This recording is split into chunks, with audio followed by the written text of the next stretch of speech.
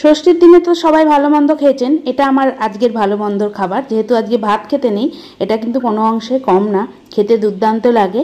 তাই জন্য আজকে ঝরঝরে ডালিয়ার পোলাও রান্না করছি।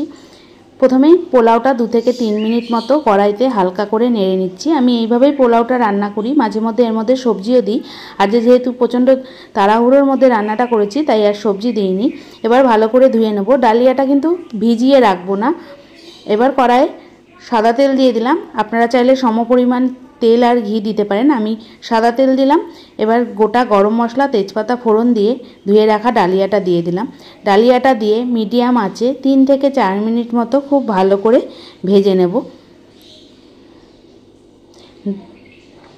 আর কিভাবে ডালিয়ার পোলাও ঠান্ডা হয়ে যাওয়ার পর ঝরঝরে হয় সেটার টিপসও আজকে আমি দিয়ে দেবো। শুধু ডালিয়ার পোলাও না, চালের পোলাও করলেও এই টিপসটা ফলো করবেন, দেখবেন পোলাও একদম ঝরঝরে হয়।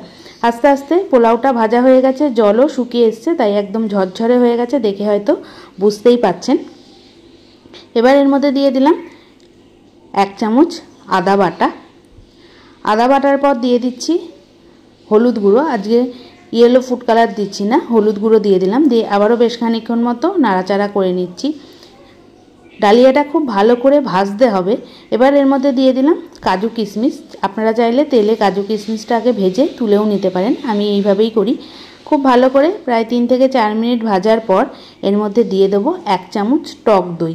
এই টক দই দেওয়ার কারণেই কিন্তু পোলাও ঠান্ডা হয়ে যাওয়ার পর এঁটে থাকবে না, পুরো ঝরঝরে হয়ে যাবে।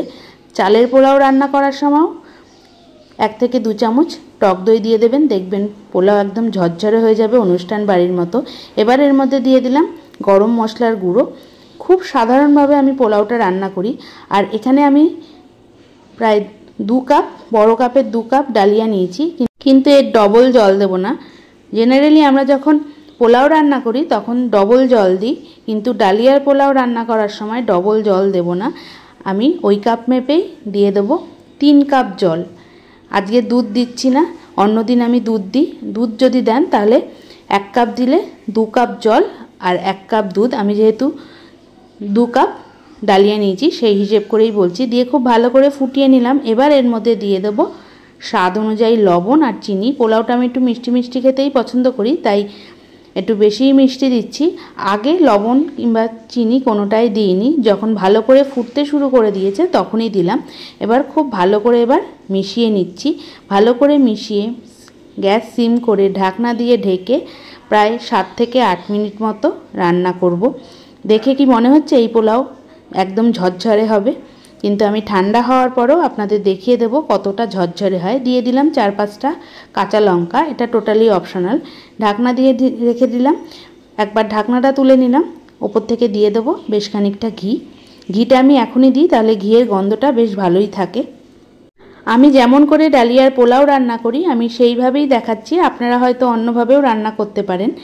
এবার খুব ভালো করে মিশিয়ে নিলাম। জল শুকিয়ে এসছে, ওপর থেকে তেল ভাসতে শুরু করে দিয়েছে। এবার খুব ভালো করে মিশিয়ে আমি ঢাকনা দিয়ে ঢেকে রেখে দেব, যাতে পোলাওটা ঠান্ডা হয়ে যায়। একদম পুরোপুরি ঠান্ডা না হলেও উষ্ণ গরম থাকবে। প্রায় আধ ঘন্টা পর আমি ঢাকনাটা খুলে নিলাম। আমি তো গ্যাস আগেই বন্ধ করে দিয়েছি। দেখুন পোলাও কত ঝরঝরে হয়ে গেছে। এই 1 চামচ দই দিলে কিন্তু পোলাও একদম ঝরঝরে হবে। আবারও বলছি, তাহলে আজকের রেসিপিটা কেমন লাগলো, তার সাথে টিপসটা কেমন লাগলো অবশ্যই আমাকে জানাবেন। দেখা হবে অন্য কোনো নতুন রান্না নিয়ে। ততক্ষণ ভালো থাকুন, সুস্থ থাকুন, দেখতে থাকুন আরও নতুন নতুন রান্না। এর সঙ্গে করেছিলাম মুগের ডাল ভাজা দিয়ে আলুর দম। এই খাবারটাও কিন্তু কোনো অংশে কম না।